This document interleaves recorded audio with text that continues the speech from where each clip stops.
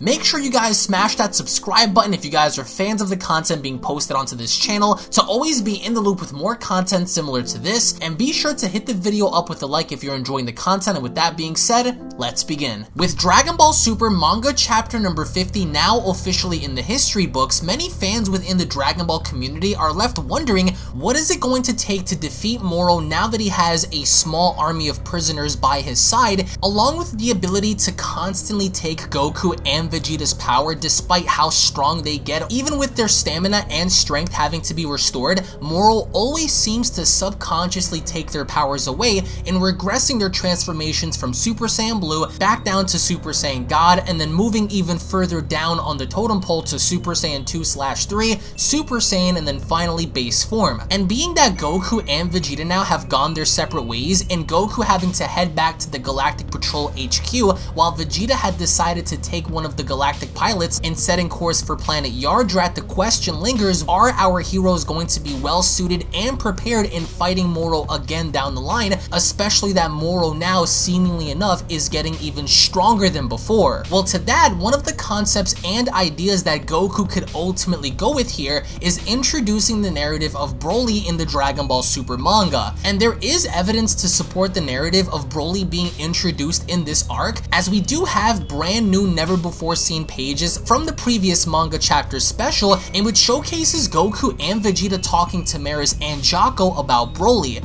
Now, as you guys can see on screen, this page certainly depicts the overall concept of Broly having to battle against Vegeta and Goku with Frieza in the background on planet Earth. There is no indication that this is anything going forward involving Broly having to fight alongside Goku and Vegeta, but simply a recap and having to watch Goku and Vegeta fuse into Gogeta, firing their Kamehameha against Broly, and then basically having Dragon Ball Super Broly having to be retold in the form of the manga. But the official translations, which were translated by Goresh X over on Twitter, further goes on to elaborate as to what is going on, as it goes on to state Goku and Vegeta start talking to Maris in the Galactic Patrol headquarters about the recent events that have transpired on Earth. Goku explains that a Saiyan named Broly, even stronger than him and Vegeta, appeared on Earth alongside Frieza, who was in search of the Dragon Balls. Broly rapidly got stronger the more he fought, so Goku and Vegeta had to rely on fusion in order to secure a victory. Jocko asked where he was in order to make sure he wouldn't suddenly appear again, to which Goku says that he wasn't a bad guy, and that he went back to his planet. Vegeta chimes in and says it's a small planet named Vampa. Maris seems to know planet Vampa and asks why Broly lives there given the environment is so bad. Goku and Vegeta both try to remember why, and Goku says maybe it's because they ended up liking the planet, but Vegeta says he thinks it had something to do with his father. Now, when going back to the overall concept of what could happen going into Dragon Ball Super manga chapter number 51, 52, 53, and etc., we could have the concept of Goku having to pay a visit to Broly and simply asking for his help in this battle against Moro, being that Goku goes on to further confirm that Broly is stronger than both Goku and Vegeta right now. The likelihood of seeing Broly fight Moro is possible, but the chances of that happening is 0 to none. Number one, the idea of them keeping Broly away for now is a good concept, because if they're planning on introducing Broly later on down the line in a brand new arc, and either having Broly have a rematch against Goku and Vegeta, or even going as far as to aid them at some capacity, is still a good thing. But right now against Moro, what the narrative is, as we have discussed on our previous video involving Vegeta, suits the narrative that right now the people that are going to be solely focused on stopping Moro are Goku, Vegeta, and the Daikaio. So while the concept of Broly would be very interesting in the fact that one must beg the question if Moro is able to steal Broly's energy in allowing him to also regress in transformation levels, that would be a very interesting concept, being that Moro solely doesn't rely on his fighting ability, but more or less his magic to get the upper hand. So yes, if Broly were technically introduced, he would slaughter Moro and his entire army by himself. himself, as he would be considered Marvel's Hulk in this situation, thrashing through, slamming everybody around, basically being an uncontrollable brute in battle. But the question lingers, can Moro still take his energy? And it's fascinating because with Broly's ability to constantly get stronger and with Moro's ability to constantly steal energy, keep in mind, like I said before, Moro isn't really a fighter. He's a magician. He's a strategist with his magic. So even if Broly were to grab onto Moro and pummel him into an oblivion, Moro could still, in theory, take his energy subconsciously, just like he did Goku and Vegeta prior to having his magic restored. And this also would be a very fascinating battle, as I do think Broly would simply destroy Moro if given the opportunity. There's no ifs, ands, or buts about it, but the one deciding factor that throws this entire fight off its course is Moro's magic.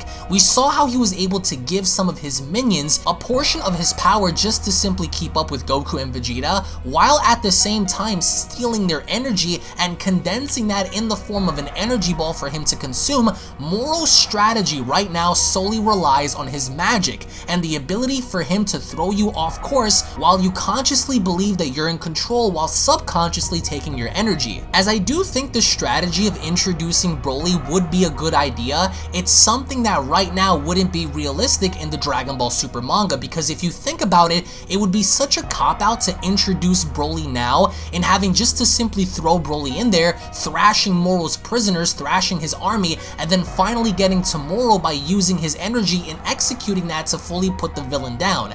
That in and of itself would be a cool concept in theory down the line, but right now it's Goku and Vegeta and the Daikaios time. I'd argue specifically Vegeta and the Daikaios. I think that Goku's time to shine in the sun will come later on down the line, but for right now, with the Daikaio having to be introduced in full fighting motion along with Vegeta having to go to Yardrad, there are two specific narratives that they need to focus on, in the fact that the Daikaio still can be useful by using his magic in this battle, and with Vegeta going to Yardrad to either A, learn a new ability, or B, figure out a new transformation, would come in handy against the battle with Moro down the line. So yes, in theoretical concept, it would be amazing to see Broly stand with Goku and Vegeta in this fight, even along with the Daikaio against Moro and his army. However, I don't think that the time calls for it right now. Let's say in theory, if we do end up having a Tournament of Power 2 or something else introduces itself down the line that requires Broly's help,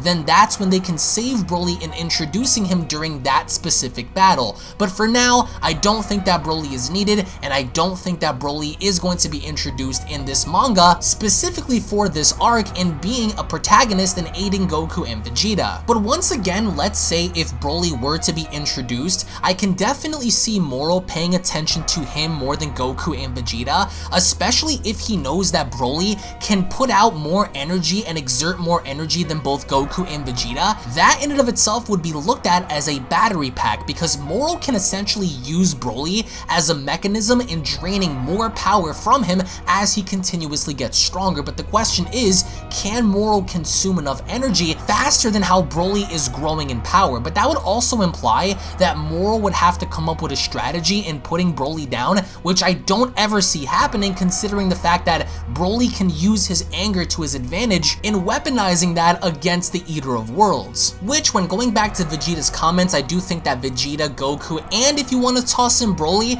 would be way more for Moro to handle than expected. So yes, I think that if Moro doesn't have his magic intact, or at least if his magic is somehow taken away, when it comes to a one-on-one fight, I do believe in my heart of hearts that he would get slaughtered. But by the end of it, I think that by introducing Broly now, would that be a little too soon? I understand that a lot of people do want to see him, and we did get a little bit of a reference to his character in the extra chapters, but for now, it appears that they are going to be keeping him away for now until the foreseeable future. But by the end of it, I want to get your thoughts in the comment section below. What are your thoughts on Broly having to be mentioned in this arc by Goku and Vegeta? And do you think it would be a good idea in introducing Broly in this fight against Moro and his army, or do you think that in in some way, shape, or form, they should keep Broly away for the time being in saving his character, saving his story for either another arc or potentially another movie down the line. I want to get your thoughts in the comments, guys. Thank you all so much for watching, everybody. Once more, if you guys are new to this channel,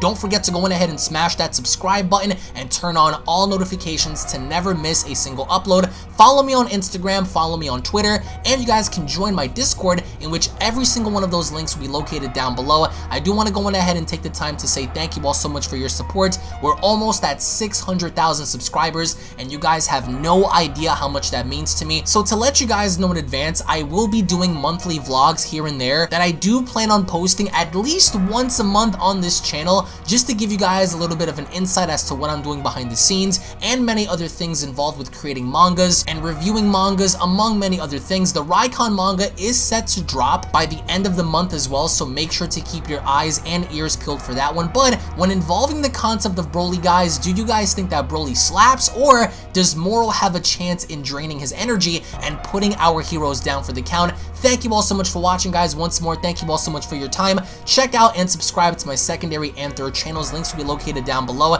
Tune back in for more, and I'll be seeing you all down in the comment section below. Take it easy, guys. Peace. This is the Galactic Emperor of the Universe, and of course I'm here to tell you to subscribe to UnrealEntGaming. Also follow UnrealEntGaming on these social media platforms to stay connected at all times. And if you don't, then very soon you will all be dead! Oh, did someone say UnrealEntGaming? Oh my god. The fuck's up, on? Put on some clothes! Well, why don't you put on any clothes? What? I don't need clothes. Jesus Christ, that's huge! What, Broly? Freezer. Uh-oh. Prepare to die!